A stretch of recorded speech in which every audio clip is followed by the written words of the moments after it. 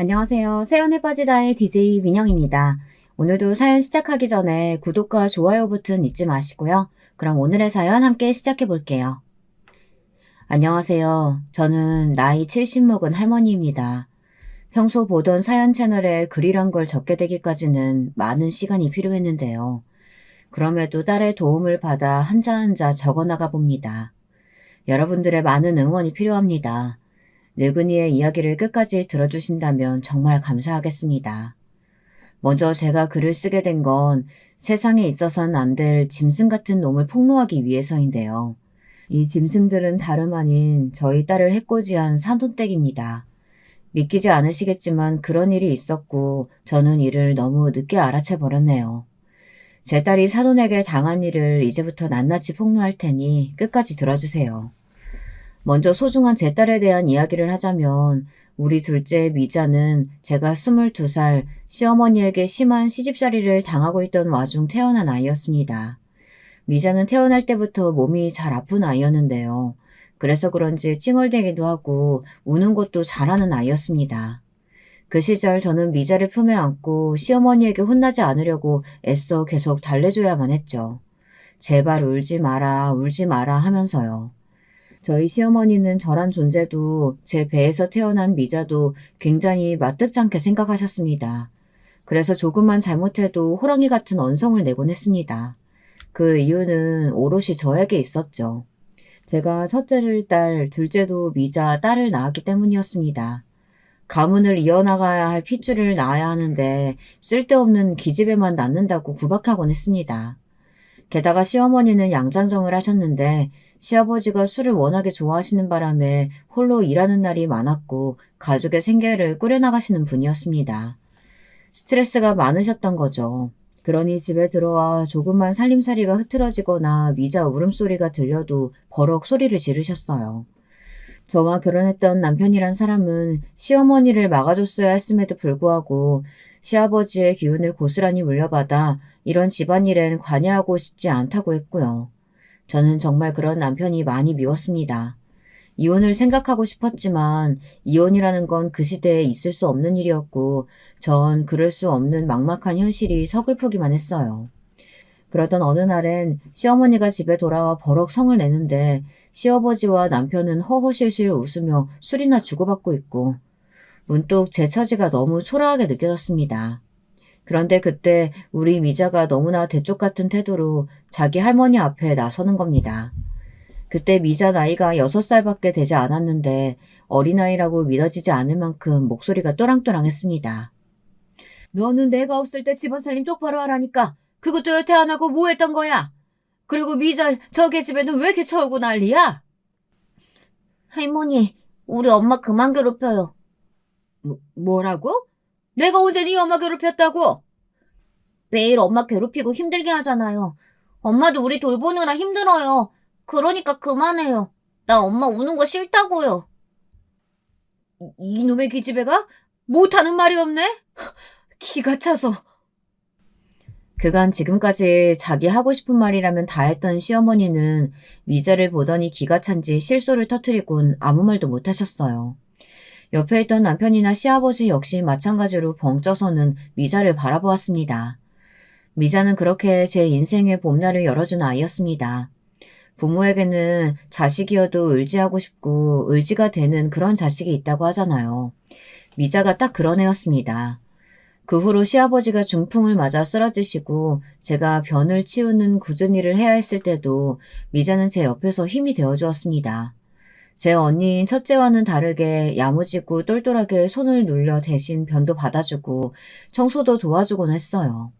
사실 우리 첫째 딸아이 역시 저의 아픈 손가락이긴 한데요. 첫째 미영이는 어렸을 적 시어머니에게 너무 많은 구박을 받아서인지 언젠가부터 이 집이 싫다며 자기는 나가서 좋은 남자를 만나 시집을 가겠다고 하더라고요. 엄마, 말리지 마. 나는 이 집이 싫고 무조건 부잣집 남자 만나 나갈 거야. 나는 계집애라고 맨날 구박받는 것도 지겹고 얼른 탈출하고 싶어. 틈만 나면 제게 이런 말을 하곤 했던 아이였어요. 그러던 이 아이가 정말 20살이 되자마자 동네 떡집 아들과 눈이 맞아 갑자기 제 곁을 떠나겠다고 하더군요. 딸애가 바라는 것만큼의 부자 아들은 아니었지만 동네 떡집 아들 정도면 집에 재산도 좀 있겠다. 저는 허락을 해주었어요. 첫 아이라 시집 보내는 기분이 남다르긴 했지만 마음속으론 저 아이가 저렇게라도 이 집을 탈출해 나가는 것이 좋긴 했습니다. 그때까지도 저는 시댁살이를 하고 있었어요. 시아버지가 돌아가시고 혼자 되신 시어머니를 남편이 굳이 꼭 우리가 모셔야 한다고 주장했기 때문입니다. 이때 저는 처음으로 목소리를 내어 왜 꼭 우리가 그래야 하냐고 차남도 있고 다른 자식들도 있는데 말했지만 남편은 단칼에 잘라버렸습니다. 그러면서 저를 야박한 사람으로 몰아가더군요. 제가 당했던 시집살이의 서름이나 고단했던 점들은 죄다 깔아뭉개면서요. 참 서러웠습니다. 누구에게라도 하소연하고 싶었지만 첫째는 이미 시집가 잘 살고 있고 셋째 아들은 학교 졸업 후 동네 양아치 같은 놈들이랑 어슬렁거리며 사고치고 다니느라 집에 들어오고 있지 않았습니다. 연락을 해도 닿을 길이 없었고요. 셋째 아들은 안타깝게도 시어머니의 사랑을 너무 많이 받고 자라서인지 남을 배려하는 일이나 남의 마음을 헤아리는 일엔 원체 관심이 없었어요. 좋은 성정의 사람이 될 수 있는 아이였는데 시어머니가 대놓고 남녀차별을 하는 탓에 어릴 때부터 제 누나들을 무시하고 이어서 언젠가부터는 저를 무시했죠. 그러니 저도 셋째 아들에겐 별 기대가 없었습니다. 그런데 그런 상황 속에서 우리 둘째 미자가 그러더군요. 엄마, 언젠가 내가 엄마 데리고 나갈게. 엄마, 나랑 서울에서 살자. 뭐? 내가 아는 언니가 미용실 하는데 사람을 구한다네. 내가 다른 건 몰라도 손재주 하나는 좋잖아. 언니 따라 미용일 배우면 어디 가서 굶지 않고 살겠지 싶어. 그때 엄마도 같이 가자. 네가 아는 언니? 응. 엄만 나만 믿고 이건 아무한테도 말하지 말고 있어. 알았지? 미자는 친언니와 몇 번 연락을 하는 것 같더니 어느 날 저에게 떠날 날짜를 조용히 알려주었어요. 물론 이건 비밀이었죠. 집안에 아무도 모르는 비밀이요.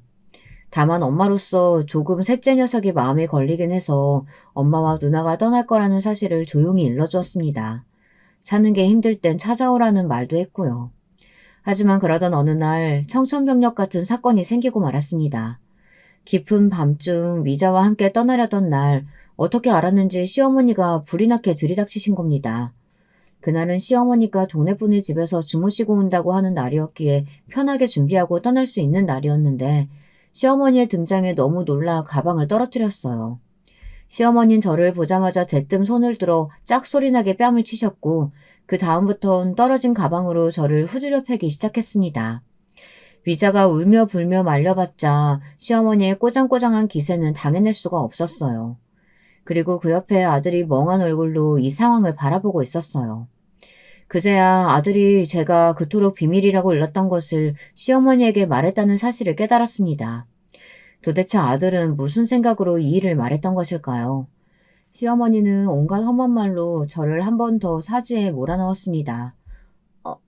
어머니, 내 이년? 너는 사람도 아닌 짐승이다. 이 금수맛도 못한 년 같은 이라고? 감히 혼자 살겠다고 여길 떠나려고 해? 네 남편이랑 날 버리려고 해? 너는 천하에 죽일 년이야. 너 같은 년을 내 며느리 삼고 지난 세월 떠받들어온 세월이 아깝다 아까워. 내 짐승이 너를 쫓아냈어야 하는데 달랑 아들 하나 넣어놓고 뻔뻔하게 얼굴 들이밀던 네 년 처지가 불쌍해서 참아줬거늘. 아이고, 은혜를 이렇게 갚아? 어머님 아파요. 그만하세요. 제발 그만 때리시라고요. 에이, 너는 더 맞아야 돼. 시어머니는 다혈질에 한번 눈이 돌면 무슨 일이든 하는 사람이었습니다. 갑자기 마당에 있는 차도를 집어들더니 그걸로 제 얼굴이며 등이며 찍어내리더군요. 너무 아파 비명을 지를 새도 없이 쓰러졌는데 피가 쏟아지는 와중에도 시어머니는 멈추지 않았습니다. 그런데 그 순간 우리 둘째 미자가 벌떡 일어나 시어머니를 거칠게 밀어내곤 말하더라고요. 미자 역시 차돌에 맞아 몰골이 엉망이었지만 미자의 목소리만큼은 또렷했습니다. 엄마가 뭘 그렇게 잘못했다고요. 우리 엄마, 할머니, 할아버진 병수발 다 들고 아버지 바람까지 참아주며 사신 분이에요. 엄마 같은 분이 어디 있어요? 나는 이제 할머니도 징그러워요. 사람같이 느껴지지 않는다고요. 그만 엄마랑 저 보내주세요. 그리고 다신 연락하지 마세요. 오늘부터 할머니는 저랑 엄마랑 인연 끊고 사는 거예요. 미자는 무서워 몸을 떨면서도 자기 할 말을 다 하더니 끝끝내 제 손을 잡고 달리기 시작했습니다. 시골 마을이었기에 달려도 캄캄한 밤과 논두렁이 전부였지만 저와 미자는 숨도 제대로 쉬지 않고 달리었던 것 같습니다. 저나 미자 둘 다 아마 여기서 지금 나가지 못하면 영영 못 나갈 거라는 어떤 두려움이 있었던 것 같습니다. 그랬기에 1시간 동안 달리고 또 달리며 마을을 완전히 벗어났죠. 그렇게 미자와 저는 험난한 고생을 겪으며 서울로 올라왔습니다. 미자와 처음 서울에 도착해 미자가 구한 방이라는 곳에 도착했을 땐 둘이 누가 먼저랄 것도 없이 서로를 껴안고 엉엉 울었어요. 우리 모녀에게 있어선 지옥에서의 해방이었지만 그 해방에 이르는 과정이 너무나 험난하고 힘들었기에 눈물부터 난 것 같습니다. 아무쪼록 미자와 시작한 서울살이는 힘들었지만 나름 행복했어요. 처음으로 남편도 시어머니도 없는 생활이었지만 나이 40 넘어 이제야 자유를 찾은 기분이었달까요. 미자는 제게 말했듯 아는 언니의 미용실에서 일을 시작했고 저는 동네 식당의 주방 일을 시작했습니다. 하루 종일 서서 사모님 눈치를 보며 설거지하는 일은 힘들긴 했지만 그래도 그곳 서울은 미자에게나 저에게나 세상 어느 곳보다 아늑한 공간이었습니다. 또 미자와 제가 돈을 아껴 살았기 때문에 우리는 금방 돈을 모을 수 있었어요. 예전에 남편 밑에서 살았을 땐 그저 남편이 갖다 주는 돈으로만 생활하느라 제 돈이랄 게 전혀 없었는데 처음으로 제 돈이라는 게 생기고 그것을 실제로 만져보는 일은 정말 설레고 힘이 나는 일이었습니다. 쌓여가는 통장 잔고를 보는 일은 제게 있어 그 무엇보다 값진 보상이었죠. 이걸로 우리 미자 결혼할 때 몇 푼이라도 보태줘야겠다 싶은 마음으로 저는 한 푼이라도 모으고자 덜 입고 덜 쓰며 악착같이 일하고 모았습니다. 그걸 지켜보던 옆집 아줌마는 혀를 찰 정도였죠. 아이고, 딸내미 시집 갈 때 뭐 얼마나 해주려고 그렇게 악착같이 살아. 옷도 사 입고 새 물건도 사 쓰고 그러지. 저번에 보니까 의류 수거하면서 옷 가져가던데 자꾸 헌옷만 입는 게 안타까워서 그래. 나이가 아주 많은 것도 아닌데. 아니에요. 저야 이미 좋은 시절 다 간 사람인데요, 뭐. 전 우리 미자만 행복하면 돼요. 그나저나 미자가 좋은 사람 만났으면 좋겠는데. 아주머니 혹시 주변에 괜찮은 청년 없어요? 청년? 글쎄, 있으면 소개시켜줄게. 근데 지금은 생각나는 사람이 없네. 저는 그 무엇보다 미자가 제 언니처럼 돈 많은 남자를 만나 하루라도 빨리 편안하게 살았으면 싶었습니다. 처음엔 첫째 미영이가 그냥 그런저런 집안에 시집갔으니 적당하게만 살았으면 좋겠다 싶었는데 사위인 떡집 아들내미가 가업을 이어가다 사업을 시작했는데 그게 잘 되면서 둘이 재산도 늘려가고 좋은 차도 끌고 다니기 시작하더군요. 그렇게 미영이가 의외로 자기 팔자를 피는 걸 보니 우리 둘째도 그런 남자 만나면 소원이 없을 것 같았습니다. 그런데 제 기도를 하늘이 들어주신 걸까요? 그러다 어느 날 옆집 아주머니가 호들갑을 떨며 차 한 잔을 하자고 하더니 둘째에게 너무 좋은 혼처가 나타났다고 하는 겁니다. 어딘데요? 뭐 하는 집안이래요? 글쎄, 내가 저번에 미자 엄마 말 듣고 교회 나가서 여기저기 잠깐 못 간 사람들 좀 알아보고 다녔는데 딱 한 명이 아직 안 가고 있더라고. 그 시장통에 국밥집 하는 아줌마가 하나 있는데 그 아줌마 첫째 아들인가 봐. 근데 국밥집은 워낙 오래전부터 해오고 장사도 잘 돼서 그냥 직원 두고 대충 왔다 갔다 하는 정도고 사실 여기 집안에 땅이며 돈이며 아주 기가 막히게 많다네. 아니, 그렇게 돈이 많은 집안이라고요? 근데 거기서도 며느리감을 찾는다나 봐. 첫째 아들이 자긴 결혼 안 하겠다고 어쩐다 자꾸 속 썩인다네. 뭐 어디 하자 있는 건 아닌 것 같고 그냥 여자 보는 눈이 높은가 봐. 그래도 아줌마 딸내미 정도면 마음에 들어하지 않을까? 예쁘게 생겼잖아. 키도 늘씬하고. 돈이 많은 집안이라는 말이 제 귀에 가장 꽂혔던 말인 것 같습니다. 저는 이것을 둘째에게 전달했고 위자는 조심스레 생각해보겠다고 하더니 며칠 뒤 한번 만나보겠다는 말을 전해왔습니다. 지금 생각하면 저는 이 순간을 가장 후회합니다. 제가 제 손으로 딸을 지옥으로 보낸 것 같아서 말입니다. 위자는 처음 그 남자를 만나보곤 그냥 그저 그렇다 정도만 말을 흐리더니 만나면서 점점 얼굴에 꽃을 피워나갔습니다. 다른 사람은 몰라도 저는 알 수 있었죠. 우리 미자가 사랑에 빠졌다는 것을요. 미자는 그 남자가 준 꽃이며 편지 같은 것들을 집안에 들고 와 정성스레 장식해놓고는 했습니다. 그러면서 제게 조심스레 이 남자가 이런 말을 했다 저런 말을 했다 발그레한 보를 하며 소녀처럼 떠들기도 했어요. 미자, 너 그 남자가 그리 좋으면 결혼하지 그러니? 엄마한테도 한번 보여주고 엄마도 궁금해 네가 좋다는 남자가 어떤 남잔지. 그리고 저는 여기에 안달이 나서 둘의 결혼을 추진하려고 했습니다. 서로 마음에 들겠다, 조건도 좋겠다, 번개불에 콩복들 보내는 감이 있긴 했지만 언제 이런 조건의 남자가 또 나타날까 조바심이 든 거죠. 거기다 늘 일만 끝나면 파김치가 되던 내 딸이 난생 처음 이리 행복해하는 모습을 보니 결혼을 시켜야겠다는 생각이 굳혀졌습니다. 알겠어, 엄마. 내가 일단 그 사람이랑 얘기 나눠볼게. 그런데 이때 미자의 얼굴이 약간 어두웠습니다. 결혼을 원하지 않는데 나의 재촉이 압박으로 여겨지는 것인가 해서 네가 원치 않으면 조금 더 생각해봐도 괜찮다고 했지만 미자는 고개를 저었습니다. 아니야, 나도 이제 결혼해야지. 내가 결혼 안 하고 집에만 붙어있으면 엄마한테도 짐이 될 텐데. 미제는 알겠다며 자기도 남자와 이야기를 해보겠다고 했고 곧이어 며칠 뒤 예비사위가 저희 집에 밥을 먹으러 오게 되었습니다. 처음 만난 예비사위는 아주 싹싹하고 성격도 좋아 보였어요. 어른을 대하는 예의도 있어 보였고 또 자기 가정 하나는 건실하게 꾸려나갈 사람처럼 보였습니다. 저는 그 점이 가장 마음에 들었어요. 거기다 예비사위가 집안의 장남이었는데 형제들도 모두 의사, 검사 등 전문직이더라고요. 예비사돈땡 역시 소문대로 큰 사업을 하시는 분들이었고요. 하지만 그 말을 듣고 보니 조금 걱정스러웠던 점은 있었죠. 혹여라도 우리 둘째 아이를 막듯찮게 여길까 봐요. 거기다 당시 저는 남편과 이혼했고 남편은 처음부터 미자 결혼식엔 참석도 안 하겠다 못을 박았습니다. 자기 어머니한테 그러고 나간 게 괘씸하다면서요. 어이없었지만 수긍할 수밖에 없었죠. 싫다는 사람을 식당에 앉혀놓을 수도 없고 말입니다. 아무튼 홀 어머니란 조건까지 붙었으니 제 눈에야 세상에서 가장 자랑스러운 딸이지만 그쪽 집안의 기준에서 어떻게 비춰질지 모르는 일 아니겠어요. 그래서 저는 상견례 날이 다가올수록 긴장이 되었습니다. 엄마, 너무 걱정하지 마. 시부모님 다 좋은 분들이셔. 그건 아는데 그래도 엄마는 걱정되지. 엄마도 시집살이를 겪어봤으니까. 엄마, 오늘 옷 괜찮니? 촌스럽진 않지? 엄마, 오늘 세상에서 제일 예뻐.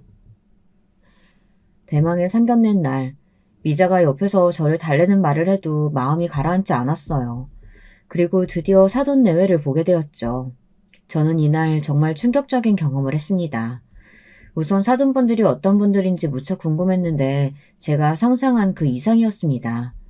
입은 옷이나 말씨들 모두 고풍스럽고 우아함이 넘치는 분들이었어요. 그러다 혼수 이야기가 나왔는데 이때 안사돈의 말이 굉장히 마음에 걸렸습니다. 마치 저희의 처지를 비우는 말이었거든요. 근데 저희 집에서 집을 해갈 테니 혼수는 여자 쪽에서 준비하는 게 맞을 듯 싶은데 어떻게 생각하세요? 네, 괜찮습니다. 정말 괜찮으세요? 혹시나 여력 안 되시면 말씀하셔도 됩니다. 저희도 사는 수준 다 아는데 부담드리고 싶지 않아서요. 사는 수준이요? 그게 무슨 말인지. 제가 오래전부터 딸아이 결혼자금 명목으로 돈을 모아놨어요.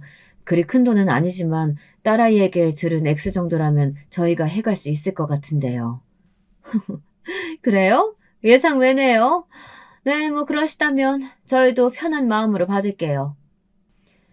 그런데 불쾌한 일은 여기서 끝나지 않았어요.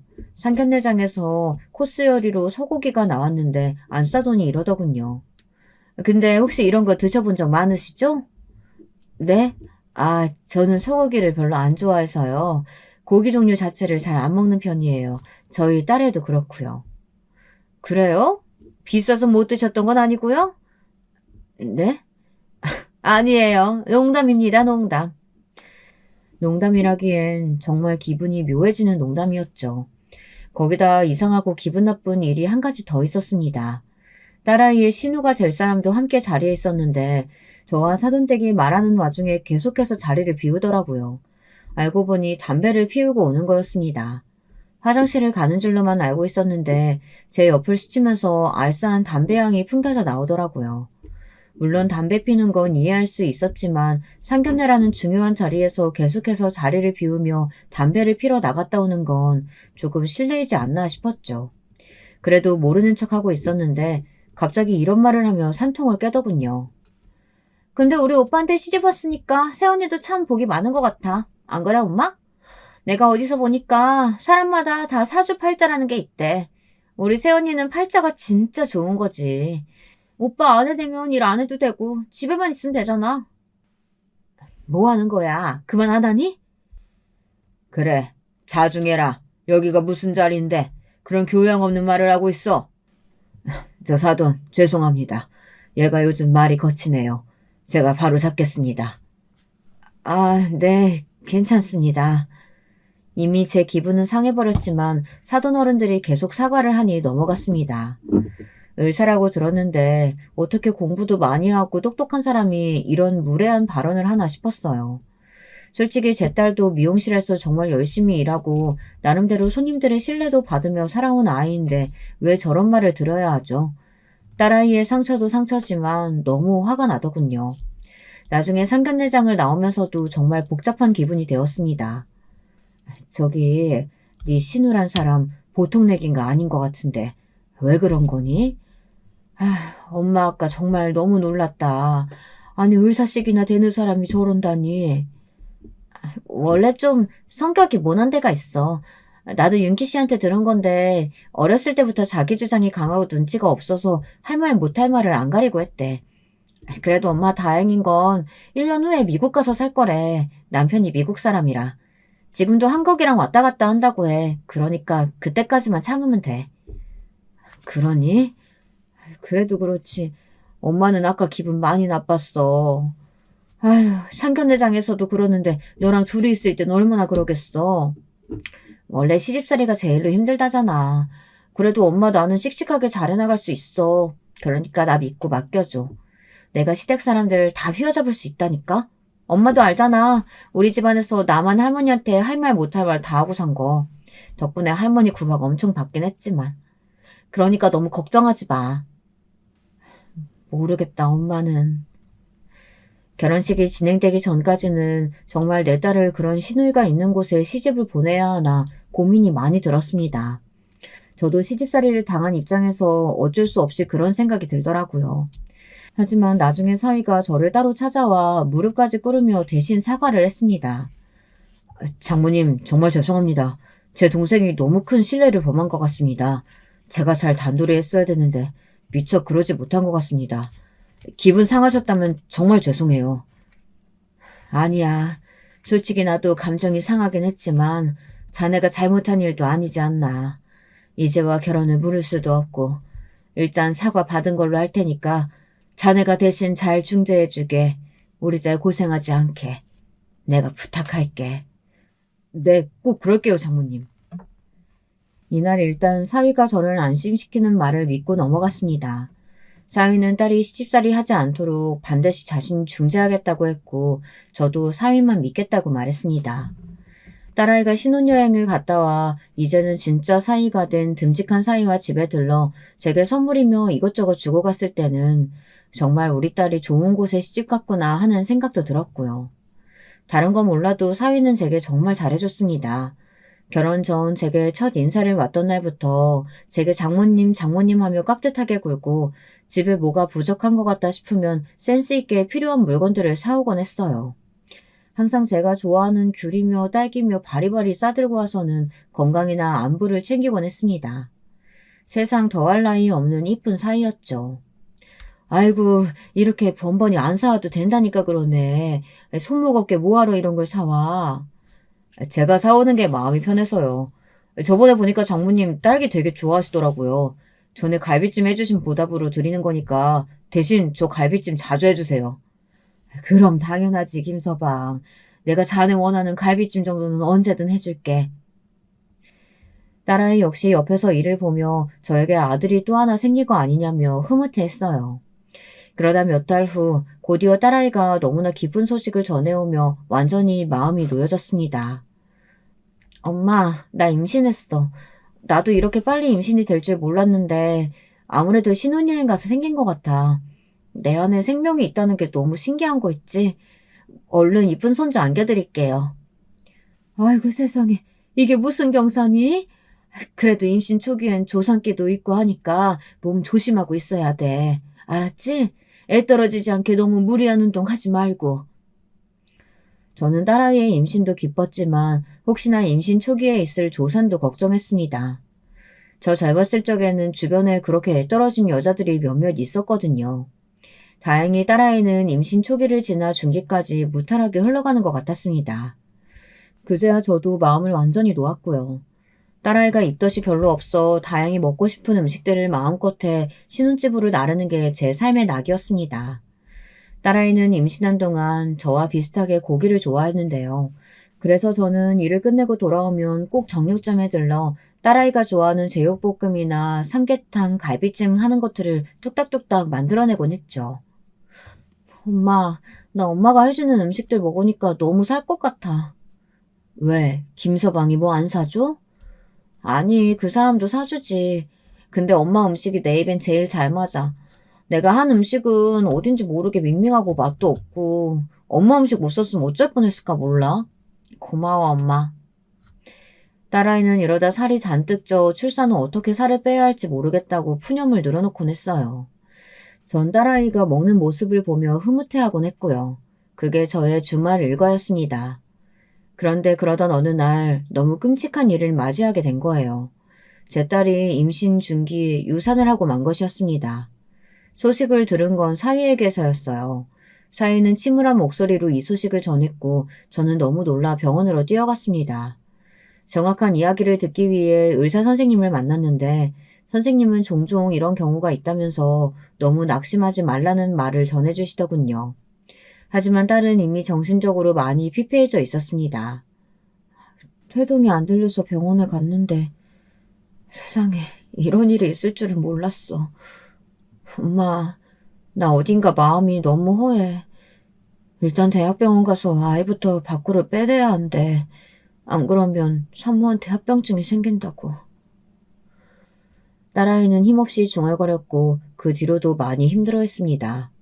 아이를 잃은 기분이 어딘지 공허하다며 제 앞에서 눈물을 많이 보이곤 했죠. 다행히 딸은 그 이후 아이를 또 임신했고 이번엔 건강히 출산까지 했습니다. 딸아이가 첫 아이를 출산하고서 엄마 생각이 많이 난다며 너무 고맙고 미안하다는 말을 전하는데 저까지도 감격스러워서 눈물이 났어요. 갓난아이였던 딸이 어느새 어른이 되어 자식까지 낳는 엄마가 되었다니 참 시간 흘러가는 속도가 제 생각보다 빠르다는 걸 느꼈습니다. 딸아이는 남자아이를 출산했는데 시부모님이 남자라서 더 좋아하는 것 같다며 잘해주신다고 했습니다. 저도 그 말에 조금 안심이 들었고요. 제가 딸을 낳아 시집살이를 고되게 했기 때문에 딸만큼은 결코 그런 일로 구박받지 않았으면 했거든요. 하지만 그러면서도 딸에게 이렇게 말했던 것 같습니다. 시부모님이 잘해주신다니까 다행이네. 근데 엄마는 우리 손주가 여자라도 좋아. 엄마 돼야 남녀차별이 있었지. 손주라면 여자든 남자든 다 상관없이 예쁘다. 엄마, 나 안 낳고 보니 딸이고 아들이고 뭐가 중요한가 싶어. 내 자식인데 다 예뻐. 그나저나 엄마가 그런 말도 안 되는 이유로 시집살이 당했던 거 지금 생각해도 화나. 우리가 그때 빠져나오지 않았더라면. 딸아이는 말끝을 흘렸습니다. 그 이후 저는 남편과 이혼 도장을 찍고 연락을 하지 않았고 첫째 딸아이와 막내 아들만 간간히 연락을 하고 있었습니다. 막내 아들은 한 번씩 연락할 때마다 돈 달라는 부탁만 했기 때문에 야속하기도 했고요. 그럼에도 어찌되었건 제가 가장 사랑하는 우리 딸 미자가 행복해하는 모습을 보면 제 시름도 걱정도 사라지는 듯 했습니다. 그러던 어느 날 정말 충격적인 경험을 하고야 말았습니다. 제 모든 예상을 뒤엎는 경험이었어요. 제가 반찬을 만들어 딸네 집으로 향하는 길이었는데 사위의 모습이 보이더군요. 기쁜 마음에 사위를 부를까 하다 일단 손을 흔들었는데 저를 보지 못했기에 가까이 다가갔습니다. 그런데 혼자가 아니더군요. 젊은 여자의 목소리가 들렸어요. 오빠, 와이프한테 안 들어가 봐도 돼? 오늘 외박한다고 했어. 오늘 우리 둘이야. 진짜? 웬일이야? 역시 우리 오빠 방역 터진다니까? 너랑 있으려고 그런 거지. 오늘 어디 갈까? 전에 갔던 그 스테이크 집 갈까? 저는 놀란 마음을 추스르고 조금씩 다가가 여자의 얼굴을 확인했습니다. 둘은 연인처럼 바짝 붙어 다정히 손을 잡고 있더군요. 손이 떨려왔어요. 그토록 믿었던 사위는 바람을 피고 있었습니다. 애 엄마가 되어 힘들어하는 딸을 두고 말입니다. 저는 그 자리에서 바로 사위 쪽으로 걸어갔고 사위는 저를 보자마자 흠칫 놀라며 젊은 여자를 옆으로 밀어냈습니다. 장모님, 여기 어떻게 왔긴. 자네, 지금 우리 미자 두고 바람 피는 겐가? 똑바로 말하게. 그게 장모님. 사위는 곧장 제 앞에서 무릎을 꿇으며 장모님이 생각하는 사이 아니다. 이런 식으로 변명을 했습니다. 옆에 있던 젊은 여자는 상황을 지켜보다 도망을 가버렸고요. 내가 생각한 사이가 아니면 무릎은 왜 꿇어? 지금 장난하나 자네? 장모님 있잖아요. 제가 사실은 요즘 집사람과 사이가 안 좋았는데 저 여자가 꼬리치는 바람에 그만 넘어간 겁니다. 정말 생각하신 그런 거 아니에요. 머릿속으론 저도 이 상황을 어떻게 해야 할지 혼란스러웠어요. 사위가 말하는 걸 보니 둘째 딸은 사위의 바람을 전혀 눈치채지 못한 것 같았고요. 일단은 계속 길거리에 서 있을 수 없어 커피숍으로 들어갔는데 사위는 제 눈치를 한번 쓱 보더니 기어들어가는 목소리로 말하더군요. 저 집사람한테는 비밀로 해주시면 안 될까요? 집사람은 모릅니다. 다신 그러지 않겠습니다, 장모님. 정말입니다. 저는 사위가 어디서 어떻게 여자를 만났던 간에 다시는 이런 일이 있어서는 안 된다고 했고 나름대로 물샘 바가지를 틀어막기 위해 노력했죠. 허나 영원히 지켜질 비밀은 세상에 없다고 하죠. 딸아이가 저에게 전화 온 건 그로부터 한 달 후였습니다. 제게 애아빠가 바람피는 것 같다고 토로하더군요. 한숨이 절로 나왔습니다. 이 모질한 놈을 어떻게 해야 할지 정말 속이 터질 것 같은 기분에 곧장 딸네 집으로 달려가 한바탕 난리를 떨었습니다. 사위는 똑같은 레파토리였고 딸은 애를 껴안은 채 펑펑 울고 있었어요. 사위의 상간녀는 사위네 회사의 경리였는데 심지어 딸네 집에 인사를 한번 오고 난 후 딸과 친구처럼 지내는 사이였다고 했습니다. 그러니 배신감도 상당했던 거죠. 딸은 사위를 더 이상 믿지 못하겠다며 이혼을 결혼했습니다. 엄마, 나 저 사람이랑 못 살겠어. 한번 바람핀 놈을 어떻게 믿고 살아. 우리 애 생각해서라도 참아보려고 했는데 아니야. 우리 애한테 저런 아빠 만들어주고 싶지 않아.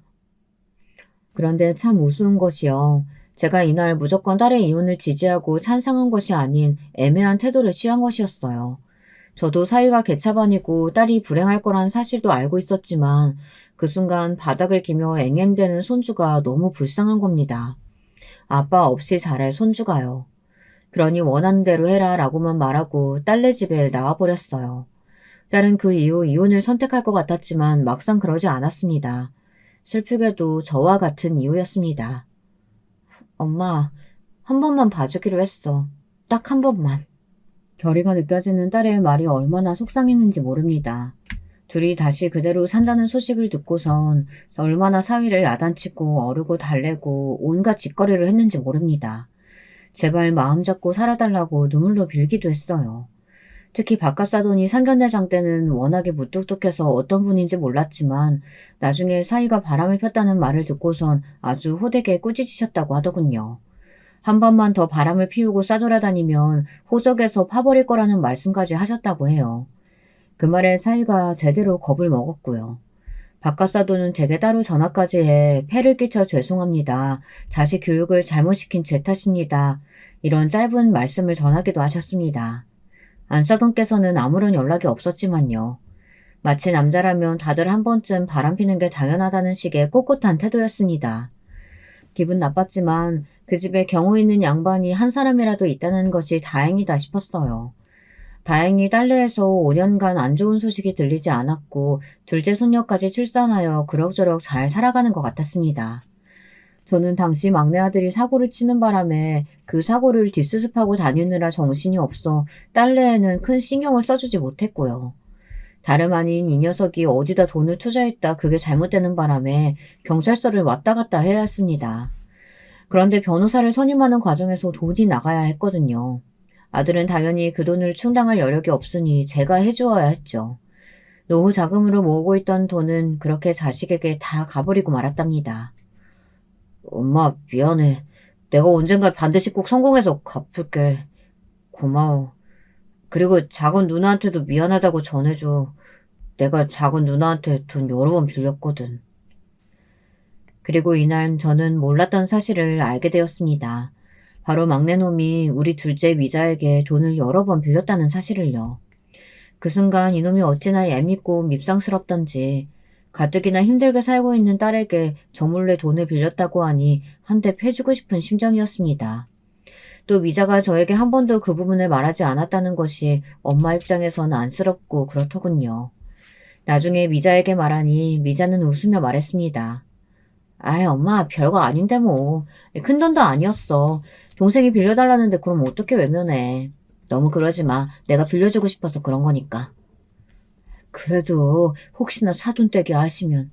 아니야. 어머님은 아셔도 아무 말 안 하셔. 좋은 분이야. 우리 착한 미자는 그런 식으로 또 무마하더군요. 그런데 그러던 어느 날 충격적인 사건이 일어났습니다.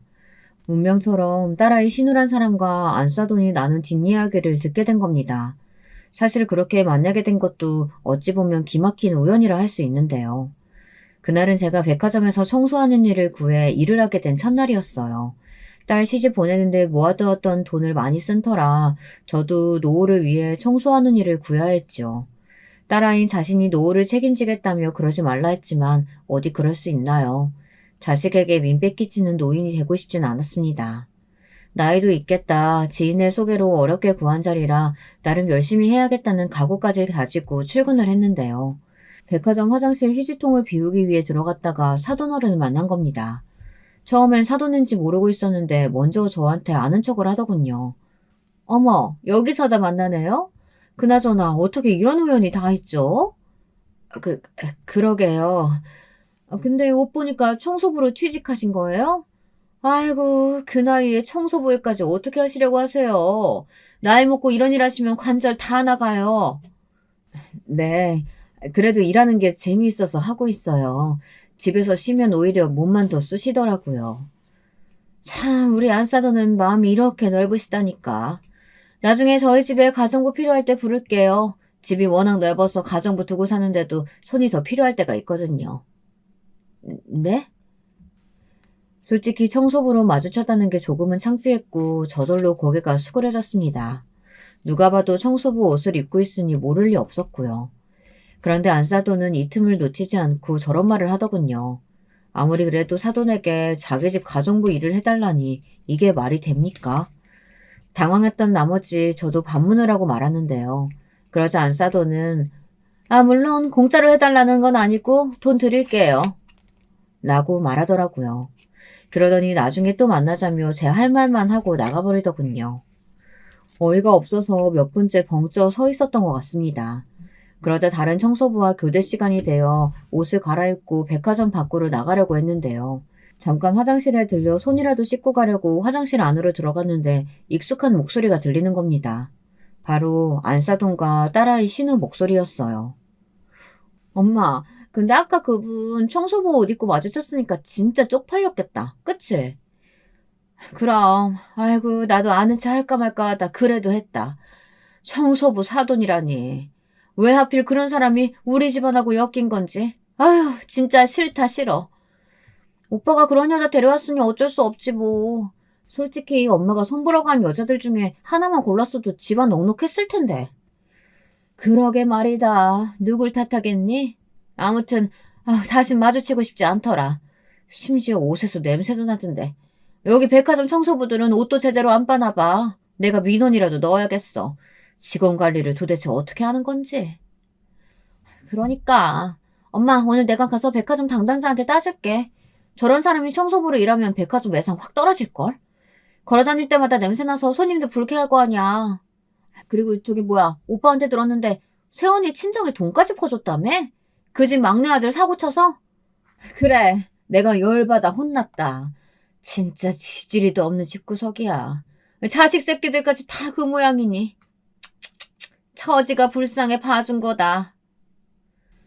순간 모멸감이 확 치솟아 얼굴이 붉어졌고 도저히 그 자리에 있을 수 없어 도망치듯 나와버렸습니다. 머릿속에선 계속해서 그들의 대화 내용이 맴돌았어요. 저를 능욕하는 말들, 제 직업을 가지고 함부로 찌어대던 말들, 그 모든 말들이 상처가 되었습니다. 눈물이 주룩주룩 흐르는데 그 와중에 갈 곳은 없어 근처 서점에 가 몸을 녹이며 하염없이 흘러내리는 눈물을 닦아내렸죠. 그런데 사람의 인생이란 참 묘합니다. 가장 힘들고 마음이 무너져 내리는 상황에서 사위에게 전화가 온 겁니다. 사위는 제 목소리가 안 좋으니 대뜸 무슨 일 있냐고 물었고 저는 고지고대로 소리치며 말해버렸어요. 사실 그 순간엔 감정을 참을 수가 없었거든요. 사위는 저희 집으로 딸과 함께 찾아와 또 무릎을 꿇고 죄송하다고 하더군요. 저는 이날 사과를 받으면서도 기분이 무덤덤했습니다. 사위가 제게 사과할 일도 아니었고 다름 아닌 제게 용서를 빌어야 할 장본인은 따로 있었으니까요. 하지만 정작 그 장본인들은 제게 어떤 연락도 취하지 않았습니다. 오로지 저 혼자만 감정을 삭혀야 했을 뿐이었죠. 더군다나 안사돈이란 사람은 정말 뻔뻔하더군요. 나중에 딸까지 이 상황을 알고선 이혼을 하겠다 뭐하겠다 난리를 치며 사태가 커지자 저희 집으로 찾아온 겁니다. 제게 위로금이라며 돈을 전달하더군요. 이 정도면 됐겠죠? 뭐가 됐나요? 아시잖아요. 더 큰 문제 만들지 말죠. 가족끼리. 어이가 없어 따지려고 드니 안사돈은 더 큰 무기를 꺼내들었습니다. 제가 상상치 못했던 부분이었어요. 제가 말 실수했고 사돈 기분 언짢게 해드렸다면 죄송합니다. 그런데 사돈, 저도 할 말은 많습니다. 우리 맏며느리가 자기 동생 챙긴답시고 우리 아들 돈을 몇 번이나 가로채 갔어요. 애가 요즘 일하느라 얼굴살이 쏙 빠져서 보고 있으면 안쓰러워 죽겠다니까요? 사돈도 알고 계셨죠? 그건 알고 있긴 했지만 네, 모두 제 아들 돈이에요. 아시다시피 우리 며느리는 집안에서 살림만 하니까요. 마치 안사돈은 그게 대단한 무기라도 되는 듯 제 딸이 집에서 자기 아들 등골 빼먹는 존재라는 듯 말을 이어갔습니다. 제가 친정에 그렇게 돈 퍼나는 거 아니라고 그렇게 말려도 말을 안 듣더라고요. 며느리는 결혼하면 출가 외인인 것을 우리 며느리만 몰라요, 사돈. 큰 액수는 아니었다고 들었습니다. 자그마치 5천만 원이에요. 5천이 누구 동네 개 이름인가요? 그 말에 말문이 턱 막혀버렸습니다. 사실 저야 더 쏘아붙이고 싶었죠. 근데 언제 왔는지 모르게 제 딸이 뒤에 서 있더라고요. 알겠습니다, 사돈. 그 돈 제가 갚아드리죠. 그러니 지금은 나가주세요. 위로금도 필요 없습니다. 갚을 거란 기대도 안 해요. 이런 집구석에 어떻게 5천이 있겠어요. 참, 아직도 전 이날을 잊을 수가 없네요. 그런 말을 하고 나가는 안사돈이라는 작자나 제 딸의 무너진 얼굴이나 저의 처량한 모습, 이 모든 것들이 거실 유리창으로 비춰오는데 가슴이 꽉 막힌 듯 했습니다. 그 뒤로 전 둘째 딸과 오랫동안 연락하지 못했습니다. 제가 걸어도 딸 쪽에서 받지를 않았어요. 그런데 사람 일은 참 묘합니다. 이렇게 무너져 있을 때 뜻하지 않은 좋은 우연을 만나게 되니까요. 어느 날 갑자기 아들에게서 전화가 오더군요. 오랜만에 걸려온 아들의 전화라 반갑기보단 어색하고 얼떨떨했습니다. 그래, 무슨 일이냐? 너 혹시 사고라도 친 게야? 엄마, 사고는 무슨, 반가운 소식 전해주려고 전화했지. 반가운 소식은 무슨, 너 이번에도 전처럼 돈 해달라고 전화한 거 아니지? 엄마 돈 없다. 먹고 죽을래도 없어. 엄마, 무슨 그런 말을 해. 나 철들었어. 이번엔 정말 그런 거 아니고 내가 엄마한테 줄 게 있어서 그래. 엄마 집으로 갈 테니까 나 좋아하는 김치찌개 해줘. 아들은 역시나 아들이었습니다. 갑자기 생뚱맞게 저에게 줄 게 있다고 하더니 전화를 툭 끊어버리더라고요. 무슨 일인가 하여 나갔더니 아들은 정말로 두툼한 돈봉투와 함께 통장 하나를 건넸습니다. 눈이 안 좋아 작은 글씨는 잘 보이지 않았지만 액수는 억이 넘어갔습니다. 이게 어떻게 된 일인지 하여 물었더니 아들은 이번에야말로 투자 사업이 성공했고 큰 돈을 벌여들였다고 하더군요. 안정화되기까진 말을 아끼고 있었고요. 누나에게도 보답하고 싶다면서 누나 몫까지 따로 전달해주고 싶은데 누나가 연락이 안 된다고 하더라고요. 그제야 저도 작은 딸내와 연락이 닿은 게 아주 오래전이라는 게 상기되었습니다. 예전엔 어린 손녀딸도 봐주고 곧잘 놀아주었는데 말이죠. 아들을 만나고 난 후 저는 제가 먼저 딸에게 연락했습니다. 그리고 손녀딸을 보고 싶단 핑계로 집으로 오라고 했죠. 오랜만에 본 딸은 어딘지 사람이 넋이 나가 있는 것 같아 보였습니다. 하지만 그 부분에 대해서 말을 피하려 하길래 손녀딸만 몇 번 놀아주고 말았습니다. 그런데 언젠가부터 손녀딸이 저만 보면 자꾸 이상한 말을 하는 겁니다. 할머니, 엄마가 매일 아파해. 어? 어린 손녀는 저만 보면 계속 딸이 아프다는 말을 했어요. 제가 보기엔 딸이 어디 아픈 것 같지 않은데 말이죠. 혹시 건강상에 문제가 있나 하여 물어보니 그런 건 결코 없다고 말했습니다. 하지만 사람의 감이란 것이 무섭죠. 제 머릿속에 문득 한 사람이 스쳐 지나가더군요. 딸이 핸드폰에 시어머니라는 글자만 봐도 몸을 자동으로 떤다든지 하는 그런 반응 등이 걸렸습니다. 네, 바로 안사돈이요. 저도 모르게 갑자기 무섭게 몸을 일으켰고 저는 사위에게 위치를 물어 사돈댁을 찾아갔습니다. 무슨 일인지 모르겠지만 일단 알아는 봐야겠다 싶었어요. 그리고 저는 거기서 보면 안 될 것을 보고 말았죠. 사돈댁의 문을 열자마자 안사돈이 제 딸의 머리채를 잡고 있더군요. 딸애는 비명을 지르며 제발 놔달라고 소리를 치고 있었고요.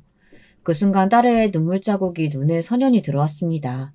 사돈이란 여잔 가정부가 하는 말도 못 듣고 딸애에게 소리를 버럭버럭 지르고 있었습니다.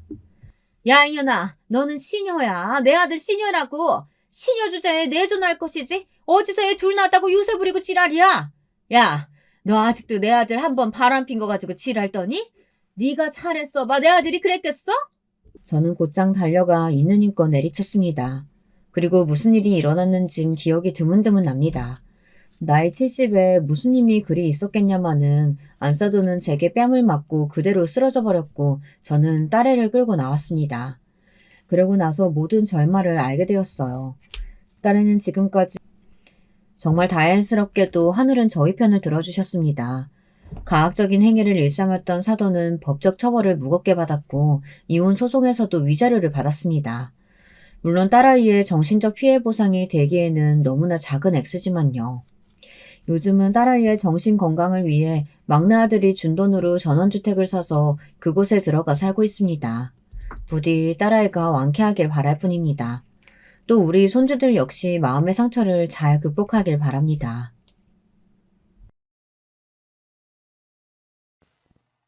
여러분, 두 번째 사연 시작하기 전에 좋아요와 구독 꼭 눌러주실 거죠? 그럼 두 번째 사연 바로 시작합니다. 오늘은 어떤 사연자분께서 저희를 그 사연 속으로 빠져들게 해주실까요? 저와 함께 이 사연을 만나보시는 동안 여러분의 시간이 행복하기를 바랄게요. 그럼 바로 만나보실까요? 안녕하세요. 저는 유튜브에 사연 채널들이 존재한다는 것을 알게 된 이후로 완전히 푹 빠지게 된 사람이에요. 라디오처럼 틀어놓고선 다른 볼일을 보면 좋더라고요. 특히나 집안일을 할 때도 말이죠. 청소를 하면서 사연에 빠지다를 틀어놓으면 지루하지도 않고 기분 탓인가 괜히 일의 효율도 늘어나는 느낌이 든답니다. 저도 사연을 보내고 싶은 마음이 들어서 고민을 혼자 오래 하다가 용기를 내보게 되었어요. 혹시 여러분도 TV를 시청하실 때 오래 봐왔기 때문에 그만큼 오랜 세월을 알아온 연예인들을 보면 옛 생각에 잠기시고는 하나요? 저희 친정엄마께서는 그런 분이셨어요. TV를 시청하시다가 당신이 잘 아는 중견 배우들을 보시면 꼭 그 사람들과 얽힌 이야기를 늘어놓으셨답니다. 저 배우가 예전에는 어떤 일에 휘말렸었다느니 또 저기 배우는 어떤 작품 찍을 때 나는 무슨 일을 하고 있었는데 그때는 참 살기가 어떠했었다느니 이런저런 이야기를 주절주절 늘어놓는 버릇이 있으셨죠.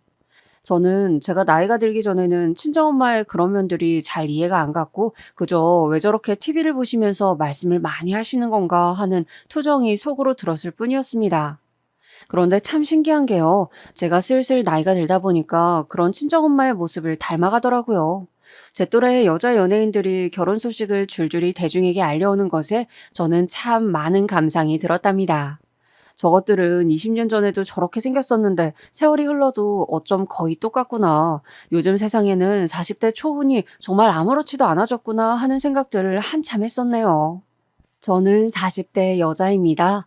소위 톱스타 반열에 올라 꽤 오래도록 연예계에서 군림해온 그 여자 연예인들이 가장 어리고 예쁠 때 데뷔하여서 연예계 안에서 첫 꽃을 피우던 시절을 그대로 봐왔던 대중이기도 하죠. 여러분은 혹시 TV 속의 화려한 연예인들을 보면서 본인의 인생을 돌아보진 않으시나요? 저는 거의 그러는 것 같아요. 이런 점도 참 친정엄마를 닮았네요.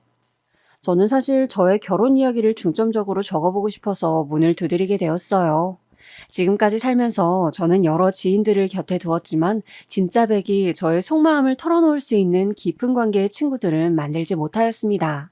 또한 저의 못나고 구질구질한 면모를 내보이기 싫었기에 그런 것들을 감추면서 살았던 것도 있네요. 그렇기에 저의 이야기를 자세히 아는 사람이란 전무하다고 할 수 있는데 지금 사연에 빠지다를 통해서 꺼내 보이는 거예요. 제가 기억하는 저의 어린 시절 집안은 참 가난하였습니다. 저는 사남매 중에서 둘째로 태어났어요. 집이 가난하다고 해도 그런 와중에 자식이 많다고 해도 서로 아웅다웅하면서 그 안에서 정겹게 살아가는 집들이 분명히 꽤 존재하잖아요. 그래서 부자라도 그런 화목은 돈으로 살 수 없다고들 말을 하는 것이고요. 하지만 안타깝게도 제가 생각하기에 저희 친정집은 부자들이 부럽다고 여길 만한 구석은 단 한 가지도 갖추고 있지 못했습니다. 동정이나 받았으면 또 모를까요? 친정 아버지께서는 제가 기억하는 가장 어린 시절의 기억부터 일을 다니고 계셨던 분입니다. 3교대 근무를 나가셨어요. 공장 일이었지만 그래도 그것도 번듯한 규모의 회사라고 열심히 다니셨습니다. 3교대가 어떤 건지는 다들 아시죠? 저희 친정아버지께서는 어느 날은 아침 7시에 출근해서 한낮에 귀가하셨고 어느 날은 점심 드시고 출근을 하셨으며 또 어느 날 밤은 10시에 출근을 하셨습니다. 친정엄마께서 이 3교대를 두고 저한테 말씀하시기를 봄, 여름, 가을, 겨울 할 것 없이 밤 10시면 세상이 무조건 깜깜해. 그런 때에 집을 나서서 일을 가야 한다는 게 그게 얼마나 서럽고 눈물 나는 일이었니. 이렇게 표현을 해주셨어요. 저는 친정엄마의 그 서럽다는 표현이 제 가슴 속에 날아와 박혔답니다. 두고두고 곱씹을수록 저를 서글프게 만들었죠. 추운 겨울이면 이불 밖으로 조금도 몸을 빼기 싫은 밤이었는데 그 새카만 어둠 속으로 추위와 맞서며 출근하셔야 했던 분이 바로 친정아버지셨던 거예요. 이렇게 사는 모습을 요즘의 어리고 젊은 세대가 바라본다면 어떻게 반응을 해올지 저는 예상할 수 있습니다. 그러길래 왜 애는 넷이나 낳아서 그렇게 사느냐, 자식 4명을 전부 다 풍족하게 키워줄 수 있는 형편도 안 되면서 그런 집에 태어나고 싶은 아이는 없었을 거다, 이런 식으로 보겠죠. 인터넷에 그 어느 사이트를 가보아도 또 유튜브만 보아도 요즘 세대의 정서를 알 수 있으니까요. 그런데 저는 그 시절과 지금이 결코 같지 않다는 의견을 내놓고 싶네요. 가난과 무지가 혐오스럽게 비춰지는 현 세대에게 그 시절에 대한 이해를 구하고 싶진 않고요. 다만 비난은 안 해주었으면 좋겠어요. 요즘 10대, 20대들은 아주 어렸을 때부터 스마트폰이며 각종 인터넷 사이트를 통해 세상 돌아가는 걸 너무 빨리 알고 배우는 데다가 무척 약삭 빠릅니다. 초등학생 그 어린아이들끼리 자기들끼리 급을 나눈다는 이야기 혹시 접해보셨나요? 누구는 고급 브랜드 아파트 살고 누구는 낡은 주공 아파트 살고 또 누구는 빨간 벽돌집 9억 빌라에 월세 들어서 살고 이런 걸 아이들이 따지는 현황을 보면 기함하게 됩니다. 이런 판국이니 가난한데 애까지 많은 집은 요즘에는 남들로부터 손가락질을 받죠. 그래서 결혼하는 사람들도 줄어들고 출산율도 곤두박질 치나 봅니다. 내 한 몸 건사해서 즐겁게 사는 것이 낫지 결혼을 해서 TV 속의 육아 예능 프로그램에 나오는 연예인 자식들만큼 내 자식한테 해줄 자신도 없는데 애까지 낳고 싶진 않으니까요. 오죽하면 출산율을 떨어뜨린 주범이 연예인들이 자기 자식을 키우는 모습을 보여주는 육아 예능 프로그램이라는 얘기까지 있을까요? 혹시 결혼해서도 아이를 안 갖는 자식 부부를 두셨다거나 혼기가 다 찼는데도 결혼 생각이 없는 자식을 두신 분들이 계시다면 옛날과 현재가 상황이 같지 않음을 필히 고려해서 그들을 이해해 주셔야 할 거예요. 저희 친정부모님께서는 특별히 자식 계획을 세우신 것은 아니었지만 그렇다고 무분별하게 자식을 가지신 것은 아니라고 말씀하셨습니다. 그러니까 아무 생각도 없이 그저 없는 형편에 무조건 아이만 낳은 부모는 아니었다는 것이죠. 두 분께서는 막연하게 아들 둘, 딸 둘 이렇게 낳으면 좋겠다고 생각을 하셨었대요. 그렇게 된다면 정말 이상적일 거라고 여기셨다고 합니다. 그 생각이 현실이 되는 바람에 두 분께서는 무척 신기해하셨다고도 했고요. 이것은 첫째인 집안의 장남, 저희 오빠가 저에게도 똑같이 말을 해준 부분이니까 확실한 진실이에요. 친가와 외가 모두 형편이 썩 좋진 못했는데 특히 친가는 가족들끼리 사이가 안 좋았습니다. 외가는 집안 사정 때문에 식구들이 한때 뿔뿔이 흩어져서 살았어야만 했다고 하고요. 그렇기 때문일까요? 저희 친정부모님께서는 단란하고 화목한 가정을 꾸리는 것에 무척 뜻이 강하셨대요. 서로를 닮은 자식들을 낳아서 사랑으로 보듬어주고 잘 키워주고 싶다는 열망이 크셨던 것입니다. 첫째 아들, 둘째 딸, 셋째 딸, 넷째 아들 이렇게 4남매가 태어났습니다. 친정아버지께서는 저희 남매들을 위해 한파주의보가 내려 세상이 꽁꽁 얼었던 겨울에도 그 늦은 밤에 어둠과 추위를 가르며 출근을 하셨어요. 친정엄마께서는 저희 남매들을 키우시면서 동네 아주머니 두 분과 부업 일을 하셨고요. 저희 친정 집안은 그런 집이었습니다. 이렇게 하루하루 열심히 살다 보면 반드시 쥐구멍에 벼뜰 날이 올 거야. 조금만 더 이를 악물고 버티면 더 좋은 환경에서 살 수 있을 거란다. 친정엄마께서 저희 남매들에게 해주셨던 그 말씀을 저는 믿었습니다. 그렇게 될 것을 의심하지 않았더랬죠. 아주 어렸을 때라 기억이 너무 흐릿하지만 제가 6살 때까지 살던 집은 단칸방이었는데 7살 때 이사를 갔습니다.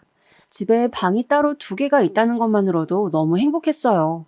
6식구가 살기엔 그 집도 좁은 집이었으나 단칸방을 벗어났다는 것 자체가 그때는 즐거웠었거든요. 그 변화를 기억하기에 저는 친정엄마의 말씀을 믿을 수 있었고 기대에 부풀 수 있었습니다. 부모님 말씀 잘 듣고 공부 열심히 하고 그러면 앞으로 더 우리 집이 잘 살 수 있겠지? 미래의 부모님 집은 부자가 되어 있을 거고 나는 엄청 멋진 사회인이 되어 있을 거야. 어렸던 저는 달콤한 꿈에 취해 있었습니다. 떡볶이 한 컵도 100원짜리 불량식품 과자 한 봉지도 소중하고 맛있게 먹었던 그때를 지나며 더 나은 미래를 그렸습니다. 그러나 하늘은 무심하였습니다.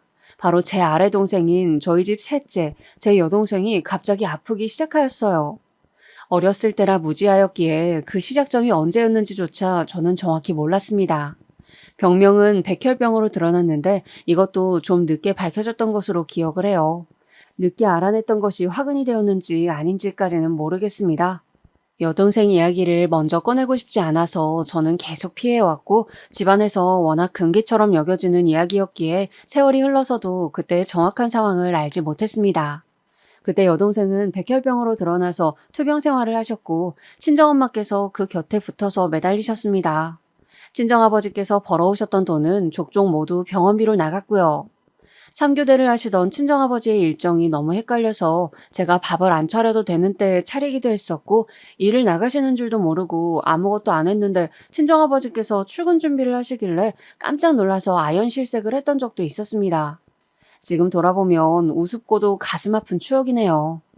어린 집안의 막내, 남동생을 오롯이 챙겨야 하는 것도 저의 몫이었죠.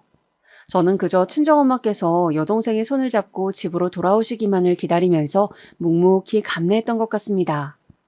그때는 어렸을 때라서 간과하였지만 장남인 오빠도 그 당시엔 심경이 무척 복잡했던 것 같아요. 되게 울적해했고 힘들어했던 것 같네요. 오매불망 저희 식구들이 기다렸던 여동생은 그 언제인가 퇴원을 했었습니다. 그러나 얼마 안 있어서 다시 입원을 했고 그 후로는 다시 퇴원을 하지 못한 채로 끝끝내 하늘의 별이 되었습니다. 불쌍한 우리 딸, 이렇게 없이 살고 배운 것도 없는 집안의 셋째로 태어나지만 않았어도 분명히 더 오래 살았을 것을, 더 행복하게 살다가 떠났을 것을 왜 내 자식으로 태어나서 이렇게 불쌍하게 떠났어야만 했냐. 내가 미안하다. 친정아버지께서 죄 피부가 거칠어진 얼굴을 손으로 쓸어내리시며 눈물도 계속 닦아내셨던 그 모습이 저에게는 인상 깊게 남아있습니다. 그 순간의 모습이 너무 슬퍼서 가슴이 옥죄어 왔던 것 같아요. 그때는 스마트폰이랄 게 어디 있나요? 만화영화가 시청률이 40%가 넘게 나오기도 했던 시절입니다.